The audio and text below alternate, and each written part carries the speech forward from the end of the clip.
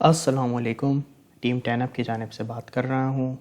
आज का जो हमारा लेक्चर है वो है ईएमआई। ठीक है, आज मैं आप लोगों को बताऊँगा कि ईएमआईज़ आपने किस तरह से यूज़ करने होते हैं।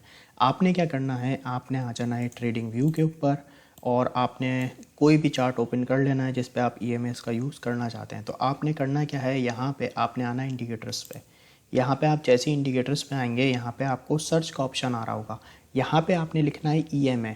ठीक है, ईएमआई आप जैसे ही लिखेंगे आपके पास यहाँ पे आ जाएगा मूविंग एवरेज एक्सपोनेंशियल। ठीक है, आपने इसे यहाँ से सेलेक्ट कर लेना है।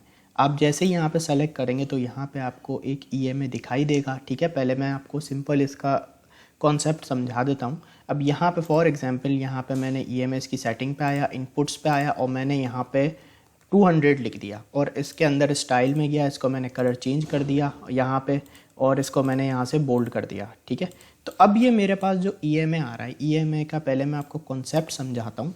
ये जो मेरे पास मैंने ईएमआई सेट किया है, मैंने सेट किया है ईएमआई 200। ठीक है, अब ईएमआई 200 क्या होता है, ये मुझे प्रीवियस 200 कैंडल्स का एवरेज बता रहा है कि प्रीवियस 200 कैंडल्स का जो आपके पास एवरेज आ रहा है ईएमआई के थ्रू वो ये आ रहा है। अब यहाँ पर मैं देखूँ तो जो मेरा प्राइस है वो बिटकॉइन का यहाँ पे ईएमआई 200 के ऊपर है। तो ये जो ईएमआई 200 है ये मुझे प्रीवियस 200 कैंडल्स का एवरेज बता रहा है। डेली टाइम फ्रेम मैंने सेलेक्ट किया हुआ है, डेली के अंदर मुझे 200 मूविंग का एवरेज ये बता रहा है कि आपका जो एवरेज प्राइस बन रहा है ईएमआई के अकॉर्डिंग वो 21,830 पे।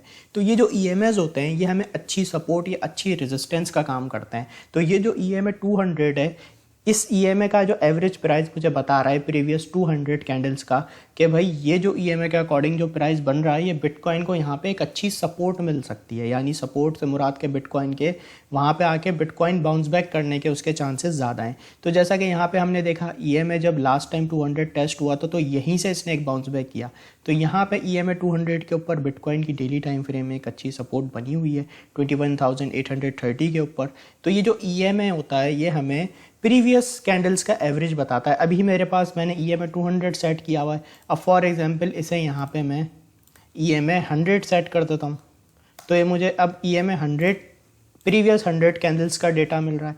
तो ईएमआई 100 के अकॉर्डिंग यहाँ पे मेरे पास जो सपोर्ट आ रही है 21,500 पे आ रही है।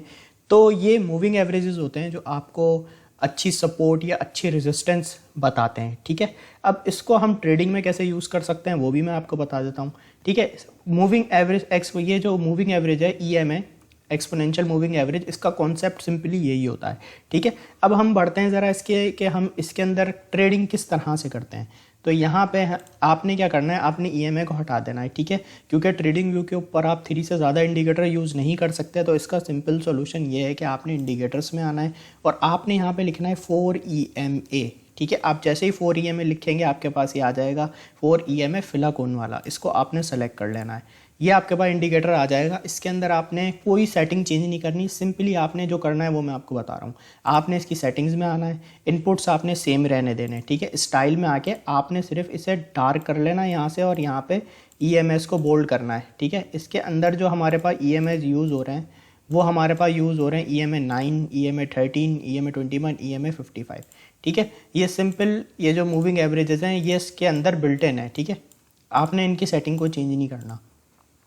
अब ये इंडिकेटर के अंदर आप ट्रेड किस तरह से लेते हैं ये समझने की कोशिश कीजिएगा कि जब भी मार्केट यहाँ पे ये इस लेवल पे गौर कीजिएगा, जब भी मार्केट यहाँ पे आपको ईएमआई 9 ऊपर दिखाई दे, उसके नीचे ईएमआई 13 दिखाई दे, फिर ईएमआई 21 और लास्ट में 55, जब आपको ये पैटर्न दिखाई दे ना तो ये ईएमएस हमें एक बुलिश इंडिकेटर की तरफ आगाही देते हैं कि भाई मार्केट यहाँ से पंप कर सकती है। तो यहाँ पे आप देखें ये हमारे ईएमएस की जो सेटिंग बनी, यहाँ पे ईएमआई 9 आया, फिर ईएमआई 13, फिर ईएमआई 21, फिर ईएमआई 55। इस तरीके से आपको ईएमएस जब भी आपको इस तरह से दिखाई दें कि पैटर्न इस तरीके से बन रहा हो तो ये हमें एक मार्केट में रिवर्सल के बारे में आगाही देते हैं कि भाई मार्केट यहाँ से अब जा सकती है। ठीक है, तो जब भी आपको इस तरीके से ईएमएस इसके अंदर दिखाई दें तो ये समझ लें आपने मार्केट यहाँ से पंप होने के चांसेस बहुत ज़्यादा हैं।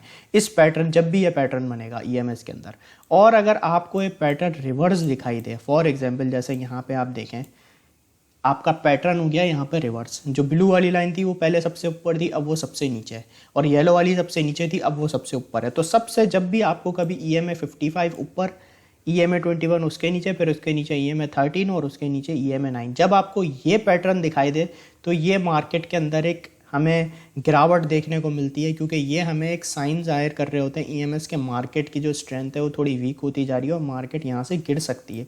तो जैसा कि आपने यहाँ पे देखा, जब EMA 55 ऊपर आया, उसके नीचे 21, फिर EMA 13, फिर EMA 9, जैसे ही इस तरीके से ये पैटर्न चेंज हुआ EMS का, आप देखें मार्केट में कैसा रिवर्सल आया और काफ़ी बिटकॉइन की प्राइस जो है वो यहाँ पे गिर गई।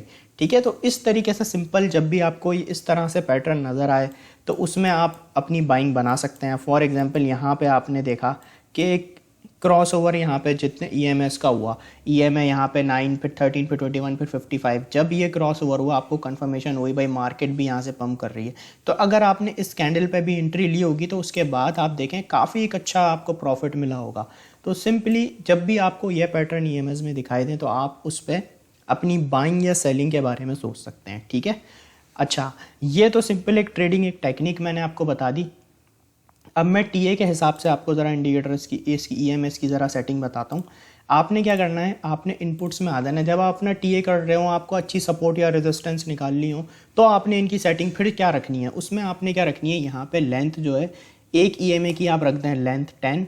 ठीक है, एक EMA की लेंथ आप रख दें EMA 50, मतलब 50 आप मूविंग एवरेज सेट कर दें EMA, और एक आप रख दें इस पर 100 और एक आप इस पर रख दें 200। ये आपकी सिंपली जो है ना सेटिंग हो जाएगी EMA 10, EMA 50, EMA 100, EMA 200।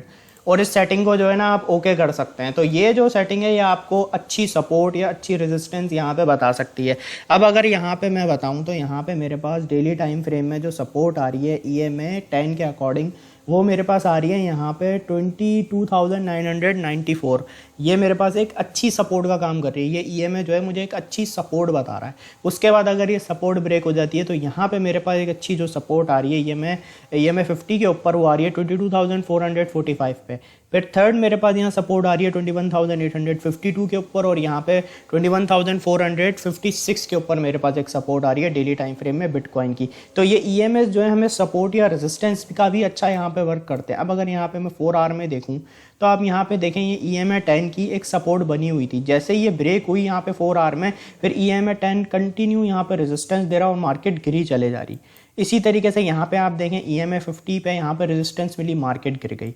तो इस तरीके से ये जो EMS होते हैं हमें अच्छी सपोर्ट या अच्छी रेजिस्टेंस भी बताते हैं। तो जब आप टेक्निकल एनालिसिस के लिए आप ये यूज़ करें, आप सपोर्ट या रेजिस्टेंस आपको जाननी हो अच्छे टाइम फ्रेम में, तो आप यहाँ पे सेटिंग कर सकते हैं EMA 10, EMA 50, EMA 100, EMA 200, ये सेटिंग भी आप रख सकते हैं।